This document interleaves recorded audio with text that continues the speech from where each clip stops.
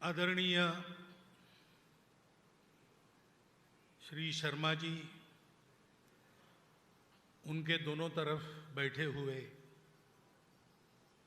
विद्वज्जन, श्रोताओं में उपस्थित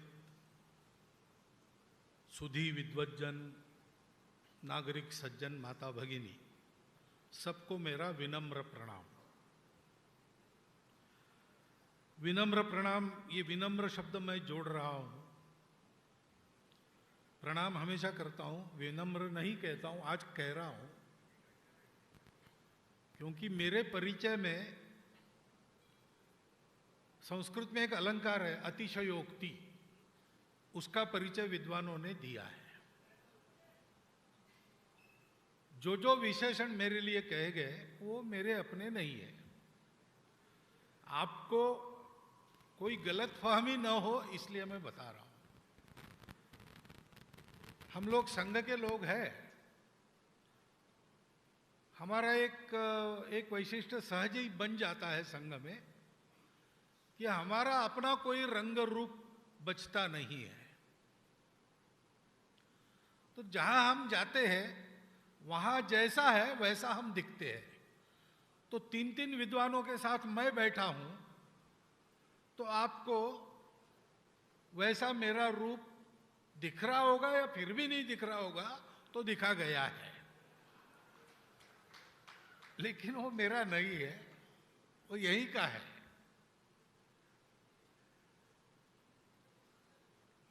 ये काव्य, महाकाव्य, इसके बारे में तीन विद्वानों की संस्तुति आपने सुनी है। वो ऐसे ग्रंथों को पढ़ना, समझना और उसके बारे में कुछ बोलना, इसके अधिकारी लोग हैं। एक सामान्य व्यक्ति के नाते पढ़ने का थोड़ा बहुत पढ़ा मैंने, पूरा अभी पढ़ा नहीं। पूरा पढ़ने में समय लगेगा क्योंकि ये ग्रंथ ऐसा नहीं है कि दोपहर के समय भोजन के बाद हाथ में लिया और चाय तक पढ़ डाला। इसको समझ के पढ़ना पड़ता है। ये ग्रंथ एक कृति है और वो की गई उसके साथ साथ हो गई, ऐसा है।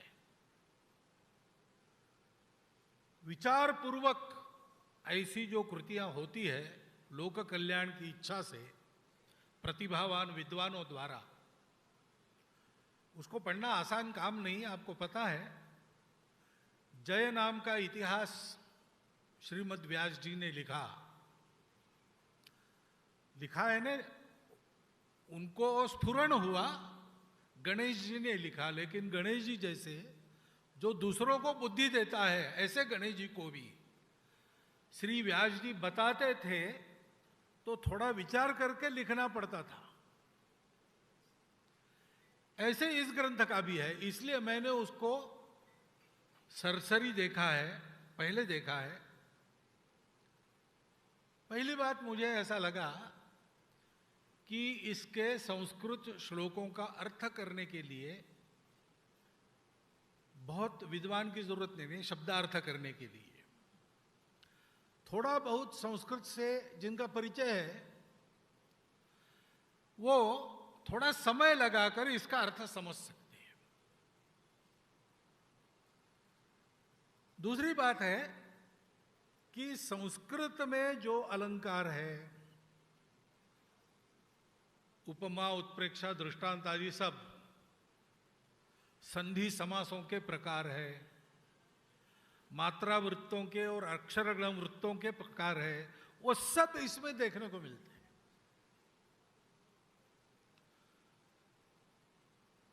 तो पहली बात एकदम ध्यान में आती है कि कुछ अपने यहां ऐसे संस्कृत साहित्य के प्रकार है, जैसे रामरक्षा स्तोत्र है या श्रीमद् भगवद गीता है।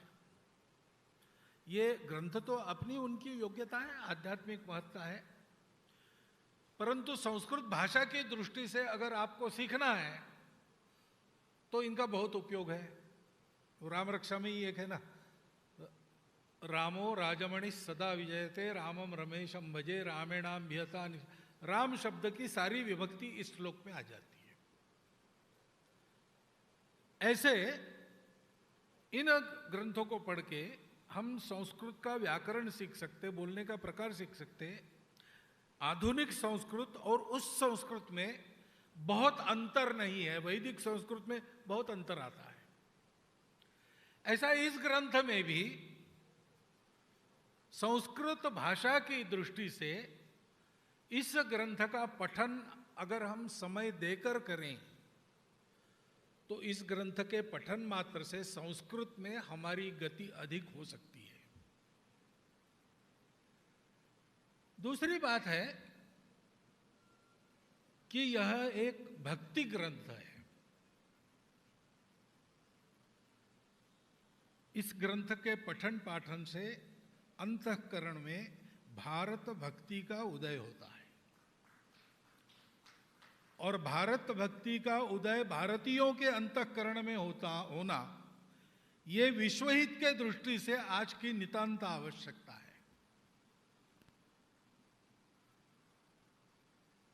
हमारी दृष्टि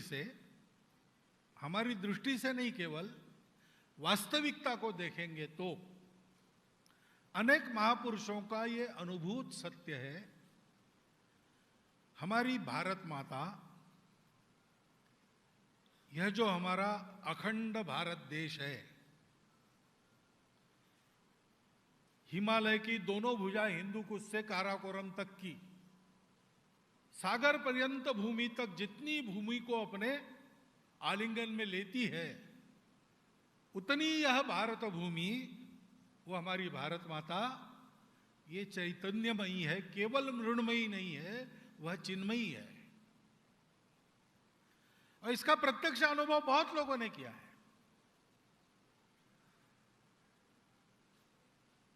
करके बताया है, उन्होंने बताया है जिनका ऐसी बातें बताने का अधिकार था। लेकिन भारत माता के लिए प्रामाणिकता से, निस्वार्थ बुद्धि से, तन मन धन पूर्वक काम करने वाले सभी, सामान्य लेकर तो महत्व प्राप्त लोगों तक, कीर्ति की दृष्टि से नहीं, योग्यता की दृष्टि से महत्व प्राप्त लोगों तक सबको इसका अनुभव होता है। यह अनुभूति है। इसके कण कण में साक्षात जगत जननी का वास है।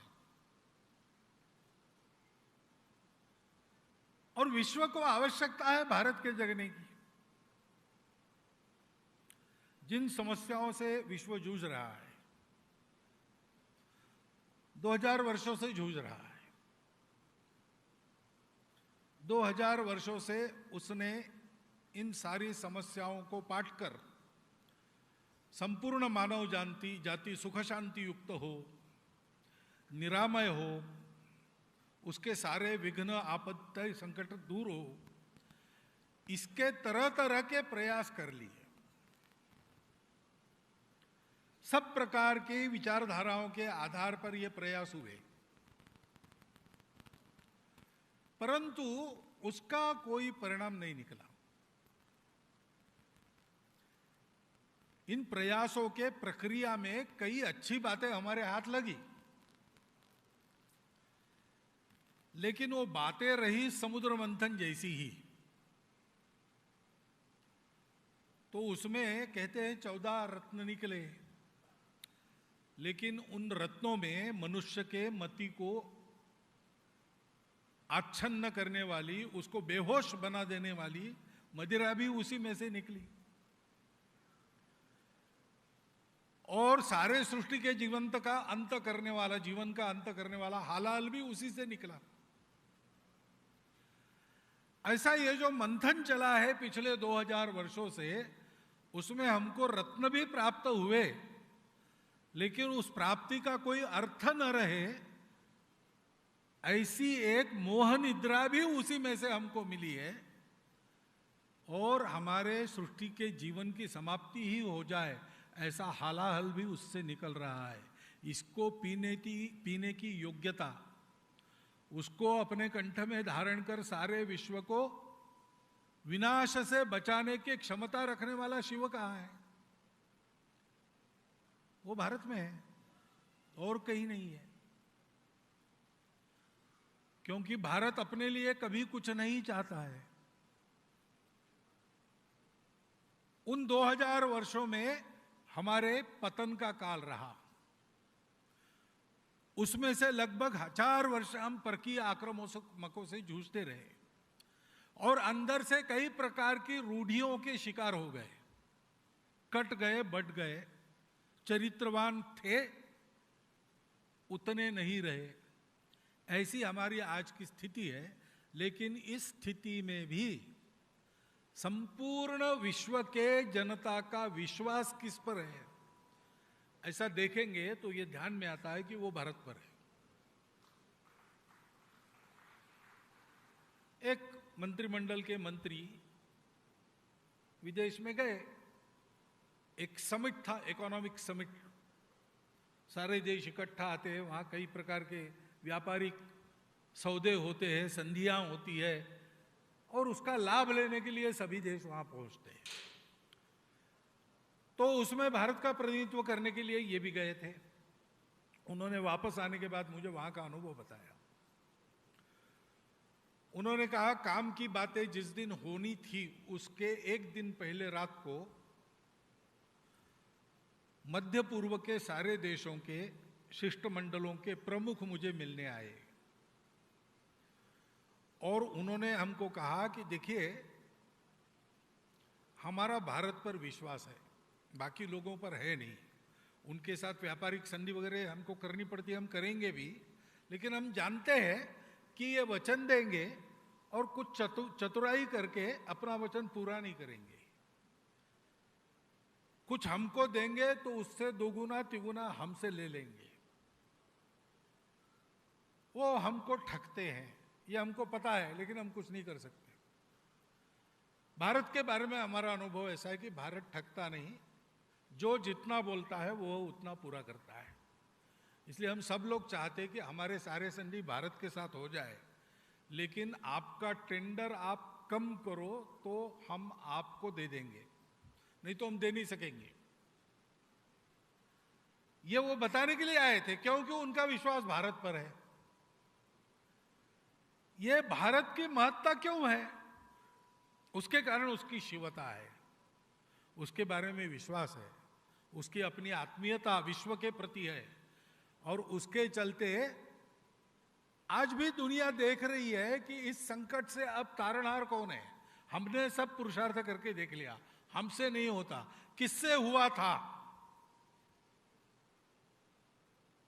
तो पुराण काल की ये कथा है शिवजी का हलाल प्राशन, लेकिन तब से लेकर अब तक की हमारी परंपरा में बार बार हमने उस हलाल को प्राशन किया है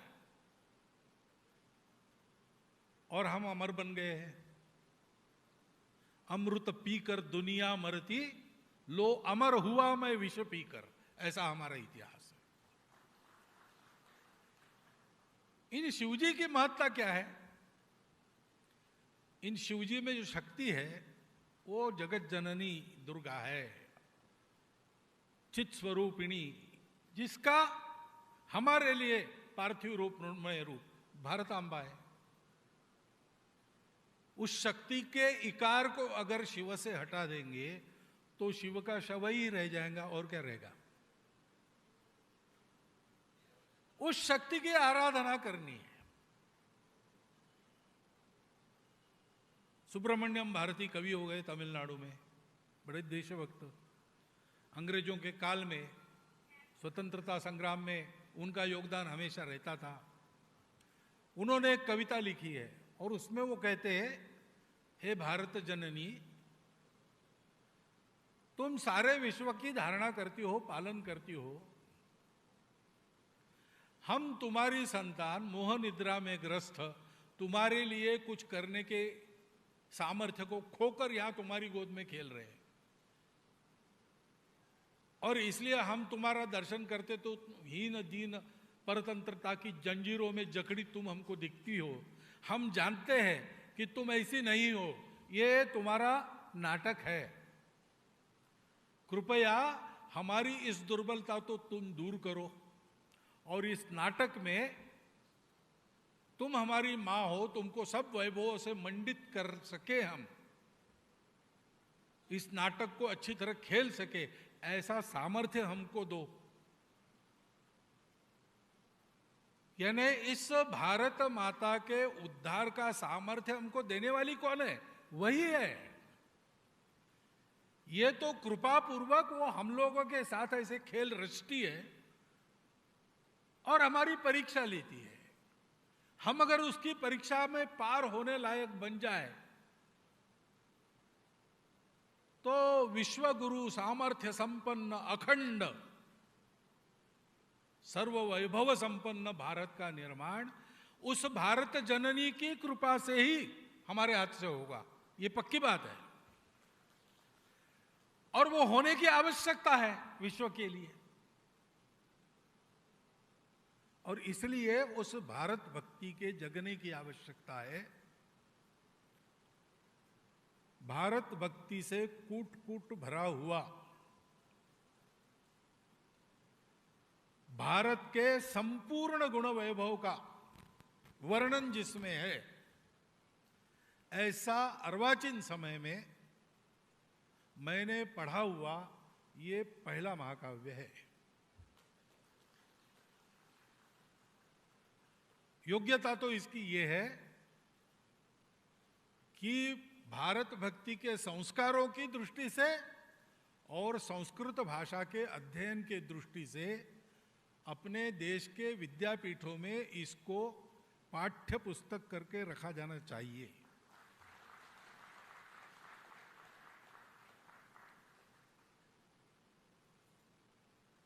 लेकिन वो रखा जाए न रखा जाए वो व्यवस्था की बात है। भारत की संतान हम हैं तो हमको इस ग्रंथ को खरीद कर पढ़ना चाहिए। जैसा मैंने कहा, आप संस्कृत जानते हो न जानते हो, इस ग्रंथ को पढ़ते पढ़ते आप उसके भावार्थों को भी समझेंगे, आप संस्कृत का ज्ञान भी अपना बढ़ाते रहेंगे, क्योंकि इस बात की आवश्यकता है। भारत को अखंड होना है, क्योंकि संपूर्ण विश्व को एक नीड़ बनाने का सपना लेके भारत चलता है।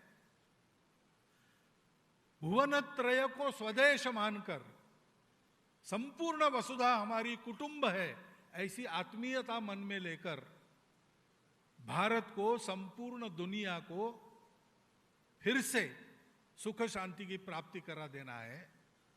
तो ये उसके निमित्त बनने वाले हम ही होंगे, भारत पुत्र। ये कैसे होगा? ये कल्पना है, कभी कभी असंभव लगती है। अखंड भारत, बहुत लोग पूछते होगा क्या? होने को तो जल्दी हो सकता है। भारत का विभाजन होने के 6 महीने पहले अगर आप पूछते तो कोई कहता नहीं भारत का विभाजन। पंडित नेहरू को पूछा था कि पाकिस्तान नाम का नया निकला है, मामला क्या है? तो उन्होंने कहा यह मूर्खों का स्वप्न है। ऐसा कभी होता है क्या? लॉर्ड वेवेल ने ब्रिटिश पार्लियामेंट में कहा था, God has made India one, who are we to divide it. लेकिन हो तो गया। वो जो असंभव लगने वाली बात थी वो अगर हो गई तो अखंड भारत लगता होगा असंभव, लेकिन होगा नहीं। ऐसा कैसे कह सकते?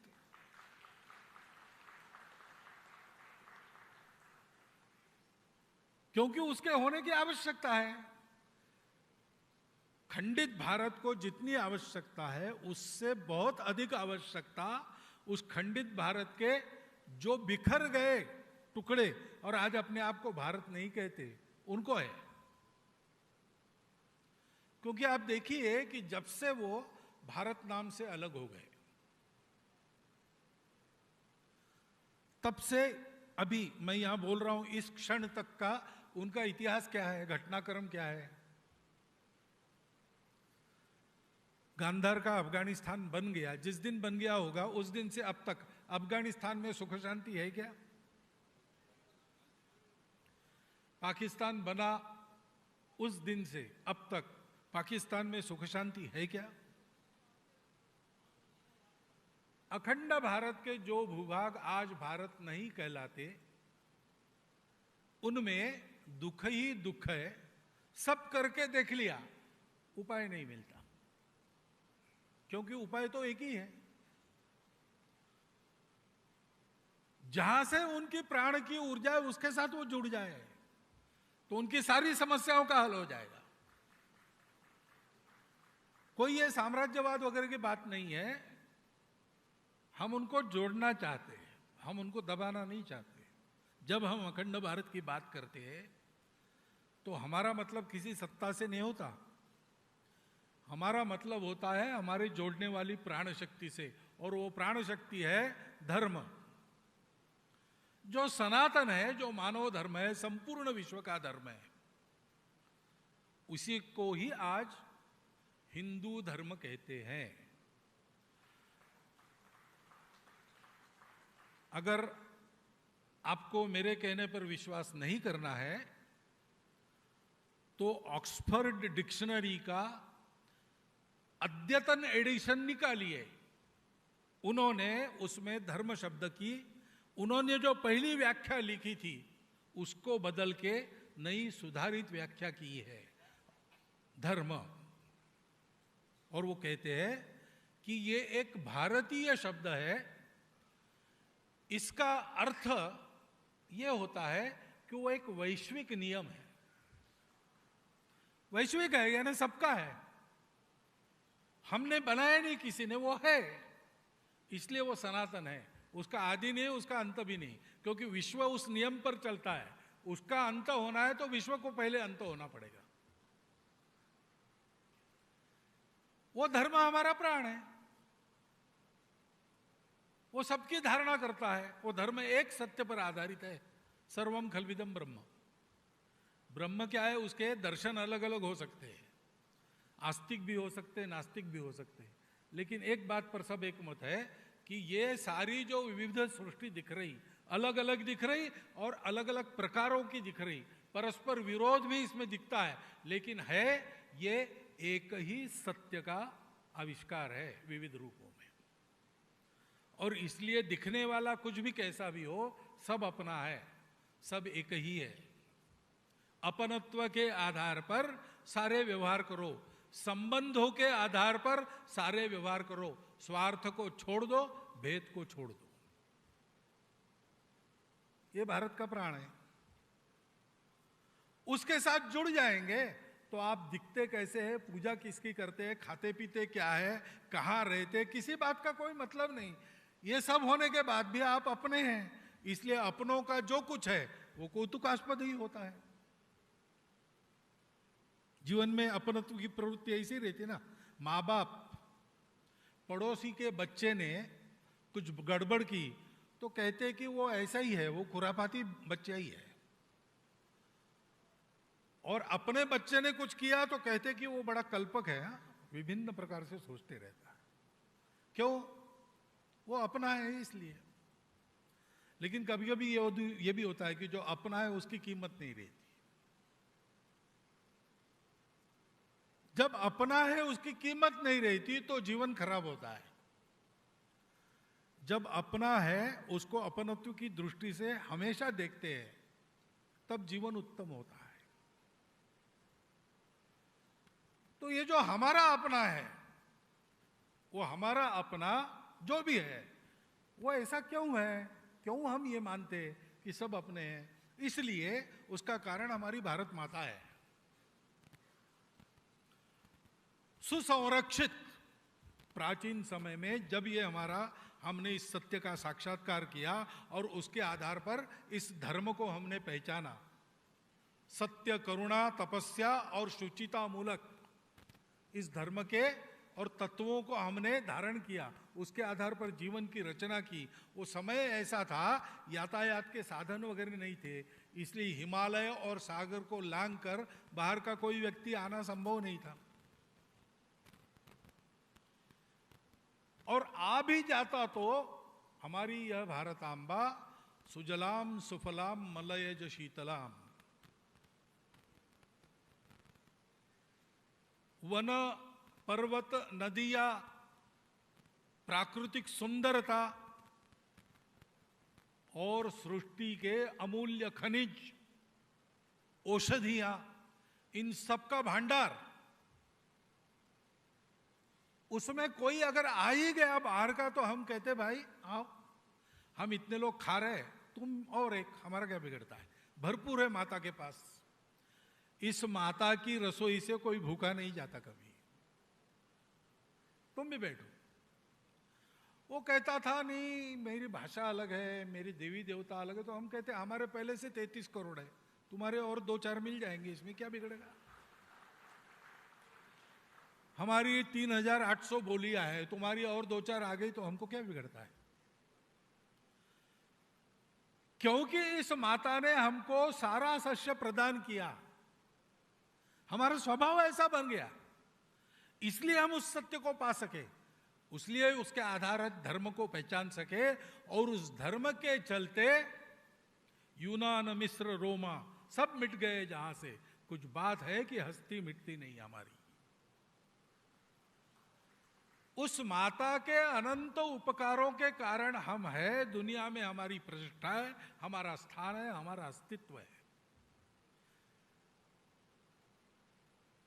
दुनिया को हमारे उस तत्व की आवश्यकता है, उसके लिए हमें समर्थ होना है, तो पहला काम तो यही करना पड़ेगा। इसलिए स्वामी विवेकानंद ने कहा कि आने वाले 50 वर्षों में अपनी सारी देवी देवताओं को भूल जाओ, बस एक तुम्हारा दैवत है भारत माता, और सारे भारतवासी तुम्हारे लिए सेवा के विषय है। सनातन संदेश हमारा है, एकांत में आत्म साधना करो, लोकांत में परोपकार सेवा का जीवन जियो, खुद के लिए नहीं जीना। 2 हाथों से कमाओ, 1000 हाथों से बांटो। हमारे यहां कमाने वालों की प्रतिष्ठा नहीं, बांटने वालों की प्रतिष्ठा है। ये सारा हमारे पूर्वजों का धन, हमारी माता का ये अनुग्रह हमको फिर से पाना है, और उसके लिए भक्ति करनी पड़ेगी, अहंकार से नहीं होता है। मैं बड़ा हीरो हूं, मैं हिंदू कुल रक्षक हूं, मैं भारत का प्रधान कुछ हूं, ऐसे नहीं होता है, नम्र होना पड़ता है। हमारे प्रधानमंत्री भी जब अपने को प्रधान सेवक करते हैं, कहते हैं, तो तनकर नहीं कहते, हमारी लोकसभा के पायदान पर मत्था टेकते विनम्र होते फिर कहते। उस विनम्रता भक्ति के कारण तो अनुग्रह मिलता है।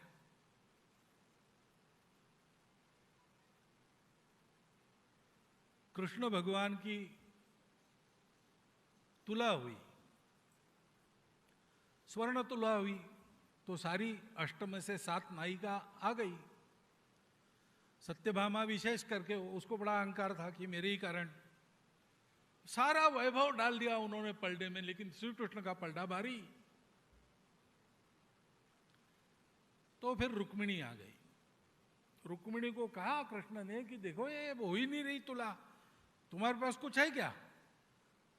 तो रुक्मिणी ने एक तुलसी दल तोड़ा और वो डाल दिया, और श्री कृष्ण का पलड़ा ऊपर उठ गया। सबको प्रश्न हुआ कि इतना सारा है, हमने दिया उससे और एक तुलसी दल से। तो कृष्ण ने कहा ये तुलसी दल का नहीं, वो जो प्रामाणिक भक्ति है, प्रेम युक्त भक्ति है, उसका ये प्रताप है। वो भक्ति युक्त प्रेम जगने की आवश्यकता है, उसके जगने से शक्ति प्राप्त होती है। शक्ति भक्ति की होती है। ज्ञान और कर्म ये दोनों आवश्यक रहते हैं, लेकिन इन दोनों का आधार भक्ति नहीं है, तो क्या होता है, ज्ञान अहंकार को जन्म देता है और कर्म विक्षिप्त कर्म बन जाते हैं। राम के पास था, रावण के पास भी था, ज्ञान दोनों के पास था। रावण का रचा स्तोत्र शिवजी पर आज भी हम गाते हैं संस्कृत में। शिव जी के भक्त थे, राम भी भक्त थे, रामेश्वर की शिवलिंग की स्थापना उन्होंने की। तो क्या हुआ कि राम को हम राक्षस कहते, रावण को राक्षस कहते और राम को भगवान कहते? बस वही बात है, भक्ति, सृष्टि के सत्य से जुड़ना। केवल रूखा रूखा वेदांत नहीं, करुणा के साथ जुड़ना, तो वो भक्ति हो जाती है। वो भक्ति राम ने की। कर्म के बारे में भी ऐसे ही है, भक्ति पूर्वक कर्म करते तो आप, अभी गर्मी के दिन आ रहे, ऐसे दोपहर आप ज्यादा बैठेंगे, आपको प्यास लगेगी, रास्ते पर होंगे, आप किसी रेस्टोरेंट में जाके पानी मांगेंगे तो वेटर आपको ऐसे तिरस्कार से देखेगा कि बस पानी पी के जा रहे हैं, कुछ खाएंगे पिएंगे नहीं, पैसा नहीं देंगे। और सामान्य होटल है तो चारों ग्लास में अपनी उंगली डुबा के आएंगे, ऐसे पटक देंगे, खाओ। घर में जाके पानी मांगो तो पानी, केवल पानी नहीं आता, थोड़ी सी मिठाई आती है, गुड़ आता है, खाली पेट पानी नहीं पीना चाहिए, और एक गिलास पानी आपको चाहिए, लोटा भर के आता है। ये फर्क क्यों है? भाषा तो एक ही है, शब्द एक ही है, पानी, पानी मांगा हमने, पानी इधर आता है लेकिन इस प्रकार आता है, उधर आता है उस प्रकार आता है, फर्क क्या है? यही प्रेम भक्ति का फर्क है। उस प्रेम भक्ति के साथ असुरो वंश निकितनी माता का आवाहन करने से शक्ति प्रकट होती है। उस शक्ति के प्रकटीकरण की आवश्यकता है, इसलिए भक्ति की आवश्यकता है। और भक्ति की आवश्यकता है तो भक्ति बढ़ाने वाले ग्रंथों का वाचन होना चाहिए, पारायण होना चाहिए, मनन होना चाहिए, चिंतन होना चाहिए। उस दृष्टि से एक सर्वांग परिपूर्ण, ऐसा उत्तम, सुंदर ऐसा ग्रंथ आज प्रकाशित हो रहा है। हम सब भारतवासियों के दृष्टि से ये एक बड़ी अच्छी घटना है, अलौकिक घटना है, और मुझे लगता है कि इसका पठन हम सब लोग करेंगे, मनन करेंगे, चिंतन करेंगे, तो ये भविष्य का संकेत देने वाली घटना बनेगी। क्योंकि इससे कोटि कोटि हाथों वाली मां का अद्भुत आकार उठे, जग जननी का जयकार उठे, हिंदू भूमि का कण कण होकर शक्ति का अवतार उठे, जलथल से अंबर से फिर हिंदू की जय जयकार उठे, जग जननी का जयकार उठे। ऐसा परिदृश्य संपूर्ण विश्व में हम इन्हीं आंखों से, इन्हीं नेत्रों से देखेंगे, इसी जीवन में देखेंगे। और यही इस ग्रंथ की लक्षित फलश्रुति है। उस फलश्रुति की परिपूर्णता को हम सब लोग इस ग्रंथ के अवलोकन, मनन, चिंतन से प्राप्त करें, ऐसा एक अनुरोध आपके सामने रखता हूं। और ये फलश्रुति साकार होने का अवसर सबको प्राप्त हो, ऐसी शुभकामना ग्रंथकर्ताओं सहित सबको देता हुआ मैं अपने 4 शब्द समाप्त